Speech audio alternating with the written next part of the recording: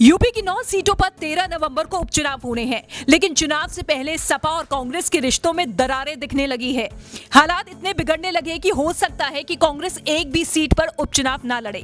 इसकी प्रमुख वजह यही निकल कर सामने आ रही है कि कांग्रेस को उसके मन मुताबिक सीट नहीं मिली, जिसकी वो उम्मीद लगाए बैठी थी।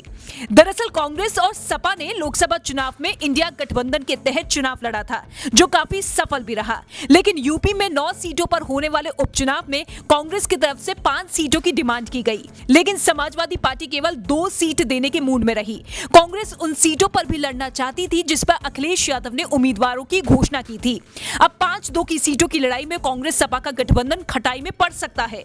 खबरें तो ऐसी भी है कि कांग्रेस यूपी से बाहर का रास्ता अपना सकती है और किसी भी सीट से उम्मीदवार ना उतारने का फैसला कर सकती है, लेकिन सपा का समर्थन उपचुनाव में करेगी।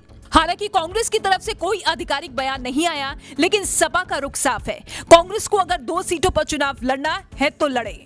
जिन 2 सीटों का ऑफर कांग्रेस को मिला, दरअसल वो गाजियाबाद सदर और अलीगढ़ की खैर विधानसभा सीट है, जहां कांग्रेस का यूपी संगठनात्मक ढांचा इतना मजबूत नहीं कि वो मजबूत फाइट कर सके, क्योंकि ट्रैक रिकॉर्ड के हिसाब से इन दोनों सीटों पर कांग्रेस नहीं जीती। गाजियाबाद शहरी सीट है जो बीजेपी का गढ़ है।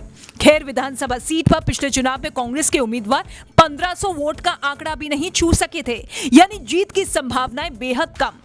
और इसी वजह से कांग्रेस मिर्जापुर की मजवा और प्रयागराज की फूलपुर सीट की दावेदारी कर रही थी।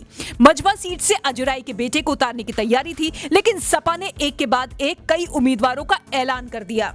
आपको बता दें कि लोकसभा चुनाव में विधायकों की सांसद बनने के बाद 10 सीटें खाली हुई थी, जिस पर 9 सीटों पर 13 नवंबर को उपचुनाव हो रहे हैं। मिल्कीपुर सीट पर चुनाव होल्ड पर है। लोकसभा चुनाव में इंडिया गठबंधन का प्रदर्शन जबरदस्त रहा। चुनाव भले ही हारा, लेकिन इंडिया ब्लॉक ने इसे जीत की तरह पेश किया। खासकर कांग्रेस जो एक अलग ही मोमेंटम और कॉन्फिडेंट नजर आ रही थी। फिर हरियाणा और जम्मू कश्मीर के नतीजों ने कांग्रेस को सीटों के लिए बार्गेनिंग पावर के लिए मजबूत किया। कांग्रेस को लगा कि वो अपनी शर्तों के साथ सीटों का दम भरेगी, लेकिन अखिलेश ने उन सभी उम्मीदों को चकनाचूर कर दिया। अब खबरें हैं कि कांग्रेस यूपी से बाहर का रास्ता अपना सकती है, यानी कि वो उपचुनाव में एक भी सीट पर चुनावी ताल नहीं ठोकेगी, लेकिन सपा को समर्थन जरूर करेगी। हालांकि महाराष्ट्र में महाविकास आघाड़ी गठबंधन में भी यही हाल है। सीटों के बंटवारे का अभी तक फॉर्मूला तय नहीं हुआ।